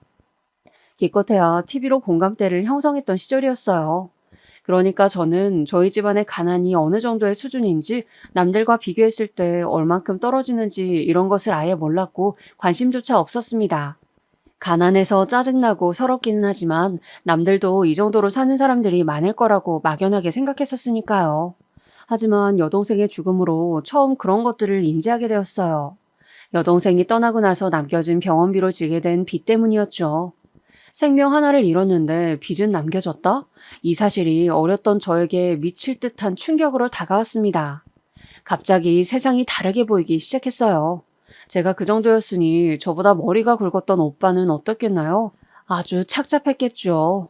집안 분위기는 점차 개판이 났습니다. 친정아버지께서는 언제부터인가 술을 드시기 시작하였고요. 친정엄마께서도 많이 변하셨습니다. 그땐 몰랐지만 지금 생각하면 친정엄마께서는 우울증을 앓으셨던 것 같아요. 여동생의 병상을 내내 지키셨던 분이 바로 친정엄마이셨는데 끝내 여동생이 병마를 이겨내지 못한 데다가 남은 자식들을 돌봐야 하지, 빚도 갚아야 하지 이런 상황들이 있으니까 친정엄마께선 당신 스스로의 상태를 점검해 보실 수도 없었던 것입니다. 그때는 우울증이라는 개념 자체가 희소했었어요. 정신과라든지 상담 치료라든지 그런 게 어디 있나요? 정신질환 관련해서는 정신병원밖에 사람들이 몰랐던 시절입니다. 오죽하면 치매라는 개념조차 널리 알려지지 않아서 그저 나이 많으신 노인분들이 이상행동을 하면 노망 들었다고 표현을 했었을까요? 그랬으니 아무도 친정엄마의 병 들어가는 마음을 알아주지 못했던 거예요. 기쁠 일 하나 없는 집구석에서 웃을 일도 없으니 왠지 식구들끼리도 서먹해지는 느낌이었습니다. 친정엄마의 하소연을 들어주는 공짜 상담사라도 된 기분이었죠. 그래서 저는 20대 때 오빠랑 사이가 좋지 못하였습니다. 오빠는 우리가 남이냐, 가족끼리 이것저것 재지 말아라 라고 하셨고 저는 내 일방적인 희생으로 굴러가는 집안 꼴이 짜증난다며 맞섰습니다. 그 여자친구랑 크게 다투는 바람에 오빠는 결국 그때 결혼을 하진 않았었지만 저에게는 어떤 교훈 한 가지를 남겨주었고 그래서 저는 홧김에 결혼하고 싶다는 욕망을 품게 되었습니다. 그런 와중에 제가 만났던 남자가 있었어요. 어떤 사람이었냐 하면 제가 듣고 싶어하는 말을 잘 해주는 남자였습니다. 네가 정말 힘들었겠다. 고생 많았네. 이렇게 말을 해주는 것을 듣고 제가 그 남자한테 빠져서 넘어가 버렸어요. 그까진 위로해도 제가 정신을 못 차릴 때였던 것이죠. 그 남자는 저처럼 고졸에다가 직업도 그저 그랬고 인물도 솔직히 보통 이하였습니다. 하지만 저한테 다정다감했으며 무엇보다 저의 이야기를 잘 들어주었기에 너무 좋았어요. 그래서 결혼하고 싶은 마음에 친정 식구들에게 그 남자를 다 소개시켜주기까지 했습니다. 제가 그 남자 집에 가서 마치 이미 며느리라도 된 것처럼 같이 식사 준비도 하고 둘러앉아서 밥도 먹고 그쪽 부모님의 생신도 챙겨드렸었죠. 저희 친정부모님께서는 변변찮아도 너무 변변찮다며 그 남자를 결혼 상대로 탐탁지 않아 하셨고 저는 콩깍지가 씌어서 전혀 듣지 않았었고요. 결혼을 강행하였는데 결론적으로는 파혼을 하고 말았습니다. 그 남자가 바람을 피웠는데 저한테 현장을 들켰거든요. 제가 너무 큰 충격을 받아서 식음을 전폐하고 있을 때 그 남자가 저에게 찾아와서 늘어놓았던 자기 변호가 잊혀지지 않습니다. 막상 너랑 결혼하려니까 너무 심란해서 그랬어. 너보다 잘난 여자를 만나고 싶었거든.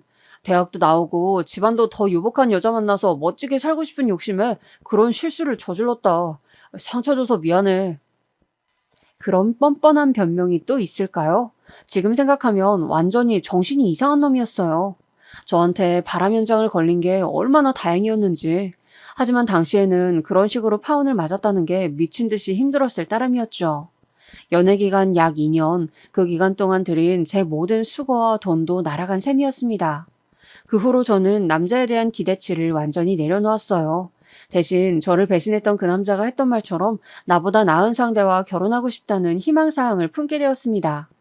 불같은 운명적인 사랑을 할 게 아니라면 그냥 조건이 더 좋은 남자랑 결혼을 하는 게 최고일 것 같더라고요.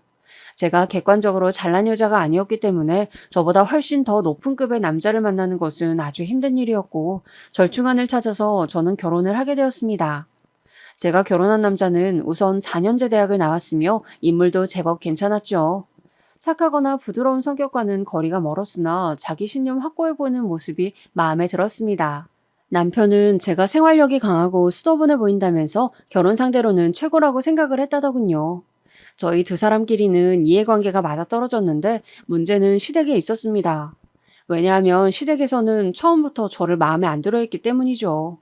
남편이 장남이라는 것도 큰 몫을 했다고 생각해요.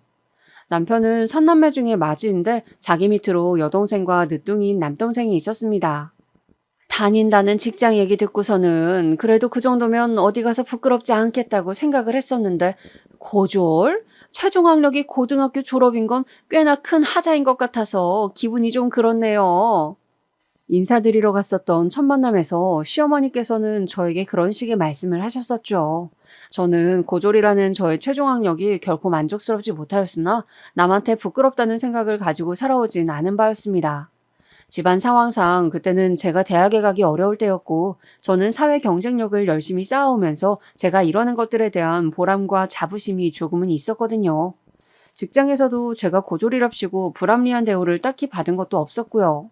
그랬기에 시어머니의 반응은 저로선 너무 의외였으며 당황스러웠습니다. 우리 아들은 멀쩡한 대학 나왔고 우리 딸은 곧 박사학위 딸 사람인데 아이고 차이가 나도 너무 나서 민망해 죽겠네. 우리 집에 고졸이 며느리로 들어온다니 본인이 적응이나 잘할 수 있겠어요? 그때 당시에는 시어머니께서 저를 대놓고 비우신다는 생각까지 못하고 그냥 저를 떠보시는 거라고만 여겼었어요. 그러니까 눈치 없이 해맑게 웃으면서 대답을 해드렸었겠죠. 네, 그럼요. 당연하죠. 앞으로 잘 부탁드려요, 어머님. 제가 어머님께 예쁨 받을 수 있도록 열심히 노력할게요. 아니, 고졸은 고졸 집안으로 시집 가는 게 마음이 편하지 않겠나 싶어서 나는 말을 던져본 것인데. 아니에요, 어머님. 저 마음 하나도 안 불편해요. 어머님의 며느리가 되어서도 마음 편하게 잘 지내겠습니다. 저의 반응을 보면서 아마 시어머니께서는 뭐 이런 게 다 있나 싶으셨을 것 같네요. 그때 그 순간으로 시간을 돌릴 수만 있다면 저는 시어머니의 모욕적인 언사 앞에서 다른 반응을 할 것 같지만 지난 걸 되돌릴 수는 없는 노릇이었죠. 남편한테는 좀 욱하는 성격이 있었는데 그게 저랑 결혼 진행을 하면서 이상한 쪽으로 발휘가 되었어요. 시댁 식구들한테 남편이 어느 날 욱해서 이런 식으로 말을 하고 만 거예요. 내가 하기로 결정한 결혼인데 왜 토를 달고 여기에다 태클을 거는 거야? 내가 한다잖아. 내가 하고 싶다잖아. 이 결혼을. 그 바람에 어영부영 결혼을 하게 되었으니 어이가 없는 전말을 품은 결혼이었죠. 그래서 저는 지인들한테 조건이 제가 확 기우는 결혼을 어떻게 그렇게나 빨리 시댁 쪽에 승낙을 받고 진행할 수 있었는지 진상을 밝히지 않았답니다. 시댁에서 저를 낮잡아 본다는 것도 남편의 욱하는 다혈질 때문에 결혼이 결정되어 버렸다는 것도 남한테 말하기는 꺼려지는 진실이었으니까요. 제가 결혼한 걸 두고 저를 아는 사람들은 땡 잡았다, 정말 잘 되었다면서 축하를 해주었지만 그 실상은 그러지 못하였습니다. 제가 잡은 땡이 좋은 땡이 아니라 나쁜 땡이었거든요. 진실된 사랑을 쫓아 결혼하지 않고 조건을 앞세웠던 것이 저의 잘못이었을까요? 결혼 생활은 별로 행복하지 못하였습니다. 무엇보다 시어머니의 눈치를 자꾸 살피게 되었죠. 저를 보실 때마다 표정에서부터 이미 심술을 드러내셨고 항상 저에게 잔소리를 하고 싶으셔서 그 인매가 언제나 실룩거렸습니다. 그런 시어머니의 모습을 볼 때마다 저는 속이 얹힌 기분이었어요. 가슴이 갑갑하였고요. 거의 화병이나 다름없었죠. 제가 남편보다 못한 직장에 다니고 있었지만 엄연히 직장인이었는데 시어머니께서는 그걸 인정을 안 해주셨습니다. 고졸이 다니는 직장에서 하는 일이 다 보잘것없지 뭐. 대단한 일이라도 할 것도 아닌데 그까진 일 좀 다닌다고 바쁘다 피곤하다 핑계대기는. 그런 싸가지 없는 태도는 어디서 배웠는지. 아니지, 그런 것조차 배울 데가 없어서 아예 배우지를 못했겠구나. 그냥 천성 자체가 그런 것이야. 저를 하도 부려먹으려고 그러셔서 제가 직장인이라는 방패를 내세웠더니 그마저도 탐탁지 않게 여기셨죠. 그때 남편의 여동생, 그러니까 저의 시누이가 박사 학위를 따내는 바람에 제가 경멸당하는 분위기가 제대로 조성이 되어버렸습니다.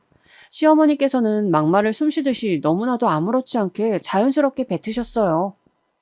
우리 딸이 그렇게나 공부를 열심히 해서 박사까지 되는 동안 누구네 딸은 고졸에 머물렀는데 한 집에서 조우를 하게 되다니 이 무슨 불공평한 상황인가 모르겠네.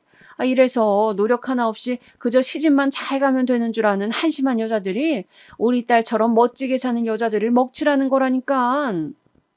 시어머니의 논리는 이러하였습니다.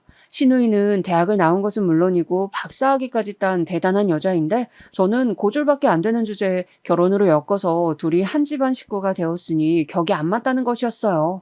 제가 집안의 흠이라고 보셨죠. 저 스스로 부족함을 알고 시댁에 헌신적으로 봉사하라는 뜻을 넌지시 내비치기도 하셨습니다. 매번 가만히 들어드리면서 어색하게 웃음만 짓고 있었더니 점점 저를 더 우습게 여기시더라고요.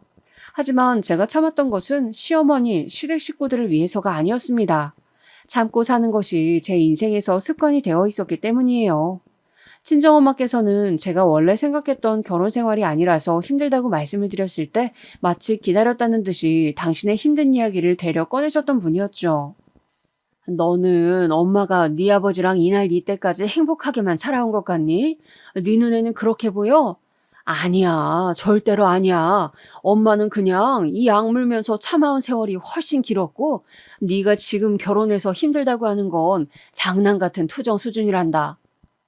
친정엄마께서 저의 고민을 아무것도 아닌 것으로 치부하시는 순간 왠지 자포자기가 되었습니다. 저는 제가 희생하는 역할에 놓이는 것에 익숙하기도 하였고 막말로 이혼이라도 해서 이혼녀가 되면 어쩔 거냐는 가정에 부딪힐 때마다 겁이 났었어요. 이혼해도 뾰족한 수가 없다는 생각을 하면서 그냥 인내하였습니다. 하지만 저도 사람인지라 시어머니께서 저를 우습고 하찮게 여기시는 것에 늘 아무렇지 않을 수는 없었죠. 하루는 시어머니께서 저한테 이러시더군요. 우리 딸이 얼마나 잘났는지 알고 나서 너는 아무렇지도 않디? 같은 여자인데 어쩜 이렇게 다를까? 분명히 여자라는 핑계를 대고 안 해온 일들이 많았겠지. 사람이 이렇게나 발전이 떨어져서야. 그때 마늘을 까고 있었는데 하마터면 순간적으로 열이 받아서 깐 마늘 바가지를 시어머니의 면상에 엎을 뻔하였습니다. 여자라는 핑계? 정말 어이가 없었네요. 저도 누가 공부를 더 시켜주었다면 당연히 했었겠죠. 여자라는 것을 앞세워서 뭔가를 안 해본 적은 인생에서 없었고 오히려 손해를 봤으면 봤던 인생이었습니다. 시어머니께서 자꾸 저를 이상한 논리로 비웃으시는 게 짜증이 났지만 당시에는 앞에서 크게 못 따졌어요. 대신에 자려고 밤에 누우면 그때 그렇게 받아칠 걸 이런 후회가 자주 들고는 했습니다. 시누이는 어렸을 적에 2차례 크게 아팠었대요. 그래서인지 시부모님께서 더욱 애지중지하는 자식이었으며 아무래도 딸이다 보니까 아들보다는 섬세하게 상대를 해주신 것 같더라고요. 저도 원래 그 사정을 몰랐다가 시누이가 옛날에 아팠었다는 것을 알게 되고부터는 잘해주고자 했었어요. 왜냐하면 어린 나이에 세상을 떠나야 했던 제 여동생이 떠올랐기 때문이죠.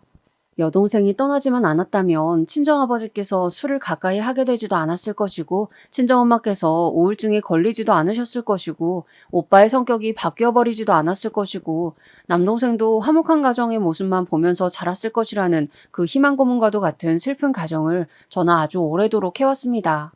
그랬던 저였기에 시누이가 괜스레 애틋하기도 하였어요. 제가 시누이보단 언니이기도 하니까 더 잘해줘야겠다는 생각이었고요. 그런데 그것은 결국에 저의 잘못된 판단이었습니다. 호의가 계속되면 권리인 줄 안다는 그 영화 속 명대사처럼 제가 잘해줘봤자 시누이는 점점 더 저를 호구 취급하더라고요. 그리고 슬슬 태도가 점차 건방져졌어요. 제가 무슨 말을 걸거나 부탁을 하면 꼭 대답하는 말투가 건성이었습니다. 마지못해 네네 하는 느낌 뭔지 아시죠? 꼭 그렇게 구니까 대놓고 지적하자니 제가 속이 좁은 사람이 되는 것만 같아서 그냥 두었네요. 매일 보고 사는 것도 아니니까 그러려니 하다가 저는 시어머니의 언행에서 한 가지 특징을 잡아냈습니다. 시어머니께서는 저를 낮잡아 보고 싶으셔서 일부러 제 앞에서만 자꾸 고조를 들먹이셨고 시누이가 박사라는 것을 강조하셨어요. 저 없는 자리에서 안 그러신다는 것을 알게 된 이후로는 시어머니가 달리 보이더군요. 처음에는 그래, 얼마나 자기 딸의 잘남을 자랑하고 싶으시면 저러실까. 그런데 매번 자랑하실 때도 마땅치 않으니까 나한테 그러시는구나. 내가 그냥 들어드리자. 이런 식으로 견디고 넘겼는데 제가 또 바보에다가 호구였던 것이죠. 제가 저를 향한 시어머니의 태도 때문에 너무 스트레스 받는다고 남편한테 자주 말을 했었습니다. 힘들고 짜증나고 서럽다는 심정을 토로했었는데요. 초반에는 대충 들어주는 신용이라도 했던 남편이 어느 날은 저한테 확 신경질을 내더군요. 그래서 나보고 뭐 어쩌라고. 맨날 징징거리고 우는 소리밖에 못하네. 너는 네 앞가림도 혼자서 못하냐? 우리 엄마한테 앞으로 제대로 교육받고 정신 좀 바짝 차려라. 아무리 그래도 말을 저렇게까지 할 필요가 있었을까요? 저는 남편한테 서운하다 못해서 마음이 차갑게 식는 기분을 느꼈습니다. 그리고 더 이상 남편에게 저의 속마음을 이야기하지 않게 되었어요. 왜냐하면 제가 친정엄마로부터 각종 하소연을 들어줘야 했던 지난 세월이 자꾸만 떠올랐었거든요. 제가 다름 아닌 친정엄마의 그런 모습을 닮아서 다른 사람에게 감정적인 하소연을 하게 된 것만 같아서 싫었습니다. 별다른 일 없이 늘 똑같이 굴러가는 지루한 직장, 남편하고 둘이 있는 것보단 혼자 있는 게 마음 편한 신혼집, 그리고 제 가슴을 답답하게 죄어오는 시댁까지 저를 온통 우울하게 만드는 환경뿐이었어요. 그런 와중에 시어머니께서는 제 점심시간에 맞춰 전화까지 해가시면서 시누이 자랑을 늘어놓으셨습니다. 무슨 얘기인가 했더니만 시누이가 저보다 월급을 훨씬 더 많이 받는다면서 역시 고졸하고 박사는 하늘과 땅 차이라고 하시더군요. 너무 짜증나서 한 귀로 듣고 흘려버리고 말았는데 어느 날 제가 정말 우연히 시누이의 비밀을 알게 되었어요. 그 시작은 시누이가 투잡을 한다는 걸 알게 되면서부터였습니다. 종이책 말고 컴퓨터나 휴대폰으로 보는 전자책 뭔지 아시죠? 그렇게 볼 수 있는 웹소설을 시누이가 쓰고 있었어요. 제가 그걸 알아내려고 알아냈었던 게 아니라 제가 고군분투하면서 갈비찜 양념을 혼자 만드는 동안 시누이가 슬그머니 거실로 TV를 보러 자리를 뜨면서 남겨놓고 간 휴대폰 화면을 언뜻 봐버린 것이 계기였습니다. 언니, 저는 잠깐 소파에 앉아있다 올게요. 허리가 아파서 그래요. 그런 핑계를 대면서 얄밉게 TV 앞에 소파에 앉은 시누이는 잠깐이란 말을 지키지 않았고 놔두고 간 휴대폰의 화면이 켜져 있길래 제가 무심코 봤는데 그게 웹소설의 연재 페이지였어요. 그리고 시누이가 그 글의 작성자였기 때문에 관리자 모드로 되어 있더라고요. 제가 깜짝 놀라서 정보를 외워뒀다가 따로 검색을 해봤습니다. 그랬더니만 시누이가 저급한 소재와 내용의 소설을 써서 그걸로 돈을 벌고 있었던 사실이 드러났습니다. 이상하다. 이 정도 분량이면 취미로 시간을 할애하는 정도가 아닌데 이걸로 본격적인 돈벌이를 하려는 모양새잖아. 도대체 왜일까? 시어머니께서 그렇게 입에 침이 마르도록 칭찬을 대시며 저를 깎아내리는 도구로 사용하시는 시누이의 비밀이라니 제가 궁금하지 않을 수가 있어야 말이죠. 저는 시누이가 다닌다는 회사가 도대체 정확히 뭐 하는 곳인지 어떻게 돌아가는 곳인지 알아보다가 한 가지 희한한 사실을 접하게 되었어요. 충격적이게도 그것은 바로 고졸 입사 전형이었습니다. 그 사실을 알고부터 집요하리만치 캐내게 되었는데 저는 일단 제가 알아낸 바를 함구하였어요. 남의 비밀을 가지고 무슨 스토커 마냥 따로 조사해서 알아봤다는 점이 너무 음흉한 것 같다. 이게 할 짓이 맞나 싶네. 제 자신에 대한 성찰이 들었기 때문이었습니다. 왠지 스스로 부끄러운 느낌이었죠. 하지만 시누이의 비밀을 알게 된 이후로 저는 더 이상 전처럼 시누이를 볼 수는 없었습니다.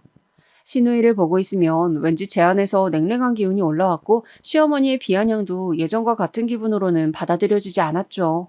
저를 가만히 두었다면 저는 워낙 답답한 호구였기 때문에 먼저 그 비밀을 발설하지 않았을 테고 시누이의 평화는 더 오래 갔을 거예요. 하지만 그 사건 하나가 터져버리고 말았죠. 갖은 핑계를 대고 방문을 미루고 있었던 시댁이었는데 모처럼 갔던 날이었어요. 식사 준비 다 해놨다고 와서 저녁 먹자고 시부모님께서 분명히 그러셔서 갔건만 준비가 거의 안 되어 있더라고요. 얄미운 남편은 거실에서 시아버지와 TV나 보고 앉았고 더 얄미운 시누이는 어머니께 나랑 언니랑 마저 다 할게 이런 식으로나 말을 해놓고선 실상 자기는 거의 아무것도 하지 않은 채 저에게 전가하였습니다. 저한테 언니는 진짜 음식 간 맞추시는 거 잘하시네요 라면서 자꾸 제가 다 하도록 부추겼는데 결혼 직후에나 그런 수법이 통하였지 이제는 그 시커먼 속내가 다 보였습니다. 어이가 없어서 실소가 지어지더라고요. 그래도 그냥 대충 상황을 마무리하고 식사까지 마쳤어요. 그때 시어머니의 사촌 여동생 되는 분으로부터 과일을 들고 방문하겠다는 연락이 왔습니다. 저는 솔직히 너무 불편한 자리가 될 것 같아서 별로였지만 나머지 식구들은 맛있는 과일을 받아먹을 생각에 즐거워만 하더군요. 예의상으로나마 저의 의견을 물어보는 사람은 아무도 없었습니다. 가라앉은 기분으로 식사 뒷정리를 한 뒤에 설거지는 제가 시누이한테 맡겼어요. 준비도 제가 다 했고 설거지는 늘 저의 몫이었으므로 이번에야말로 전가를 하고 싶었거든요. 시누이가 입술을 삐죽거리면서 자기 부모랑 오빠가 있는 거실 쪽을 힐끗거리더니 상당히 마지못해 한다는 표정으로 이내 고무장갑을 꼈습니다. 저는 잔반이 들어간 냉장고 정리를 했죠. 제가 깔끔하게 정리를 마쳐놓고 이따가 과일 먹을 것을 대비해서 쟁반 같은 것도 준비를 하고 있는데 그때까지도 시누이는 미적거리면서 설거지를 덜 마친 상태였어요.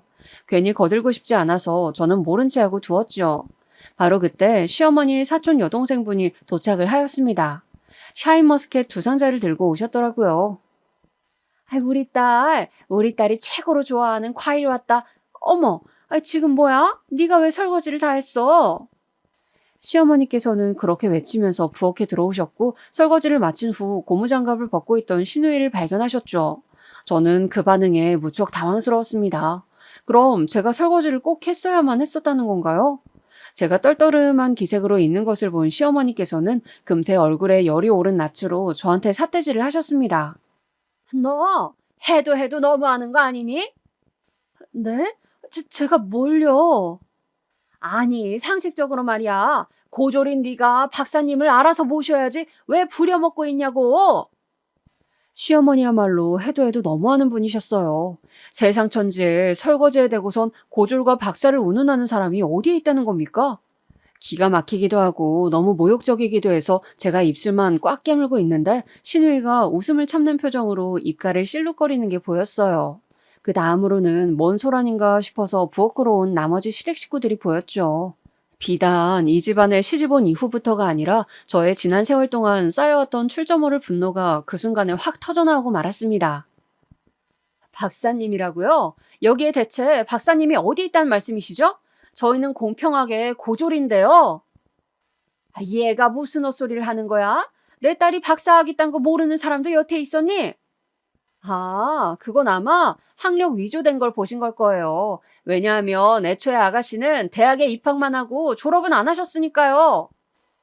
제가 자신만만하게 외치자 시어머니께서는 저를 미친년 보듯 하셨다가 눈을 슬쩍 돌려서 신우이를 보셨습니다. 반박을 하고 싶은지 입술만 달싹거리던 신우이는 결연에 찬 저의 눈빛을 보고 이내 시선을 내리깔았습니다.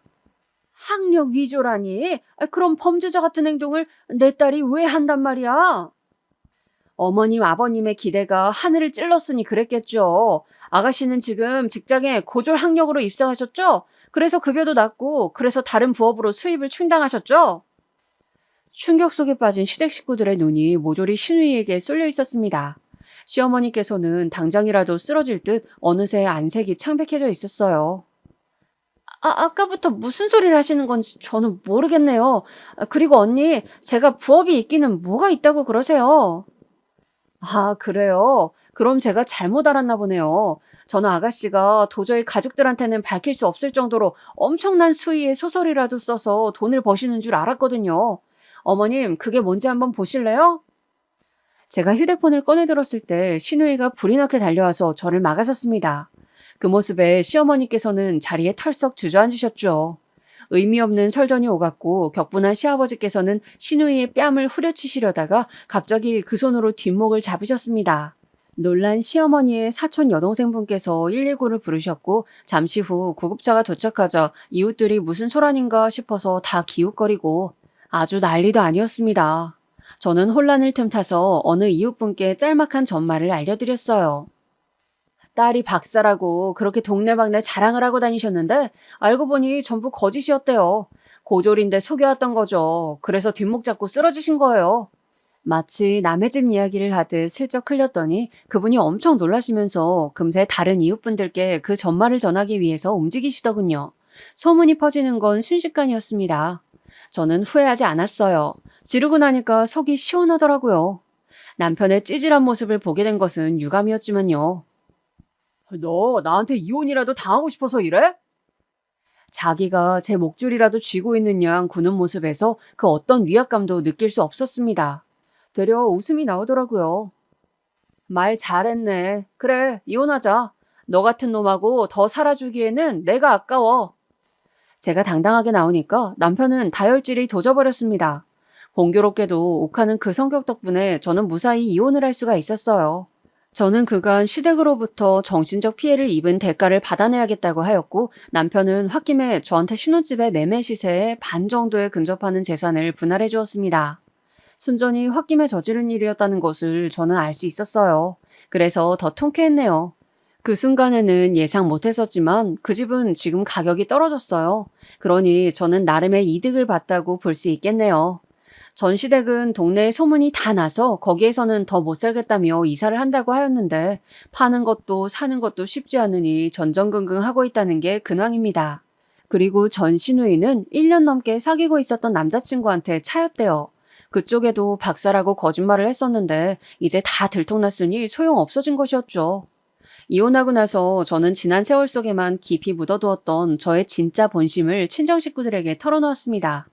서운했던 점, 억울했던 점, 힘들었던 점, 이런 것들을 털어놓았는데 결과가 지지부진할 것이라는 저의 예상을 깨고 식구들이 제 이야기를 진지하게 들어주었어요. 특히 오빠랑 남동생이랑 셋이 술자리를 가지고 진솔한 대화를 따로 나누었는데 정말 좋은 시간이었습니다. 오빠가 저한테 미안한 게 많다고 하더라고요. 그 말을 듣자마자 제 안에 묵혀있던 울적함들이 사르르 녹는 느낌이었어요. 제가 세언니랑 대면대면하게 지내왔던 사람인데 오빠와의 관계가 회복된 이후로 세언니랑도 친해지게 되었어요. 그리고 놀랍게도 세언니의 친한 지인이 제 전 직장 동료란 것을 알게 되었습니다. 그분이 자기가 이직해서 다니고 있는 곳에서 사람을 새로 뽑는다면서 저한테 지원을 권유해 보셔서 해보았다가 이직에 성공했어요. 연봉도 엄청 높이 뛰었고 근무 환경도 전보다 훨씬 나은 곳이라서 매일매일이 행복합니다. 뭐든지 처음 한 번이 어렵고 두 번째, 세 번째는 쉽다고 하잖아요. 제가 전 시댁 식구들 앞에서 터뜨리지 않았다면 지금까지도 계속 안으로만 감정을 꽁쳐두는 사람으로 지내고 있었을 텐데 그 한 번 내질렀던 것을 계기로 이혼도 말끔하게 하고 재산도 챙기고 친정 식구들과 가까워지고 계속 좋은 일만 생기면서 제가 점점 더 당당해지는 것만 같아서 이 점이 가장 좋은 것 같아요. 저처럼 남이 보기에 답답하고 미련한 사람인 분이 계신다면 소개된 본심을 용기 내어 한 번쯤 꺼내보시는 게 어떨지 권유드리고 싶어요. 제가 워낙 자존감이 낮은 사람이라서 지금도 자꾸 저보다 잘난 사람들과 저의 처지를 비교하면서 풀이 죽기도 하지만 이런 과정을 거쳐서 또 한 번 성장하고 싶어요. 죽을 때까지 철이 들어가고 있는 게 사람이라는 말도 있잖아요. 남은 인생을 제가 부디 더욱 유익하게 살기를 바라고 있어요.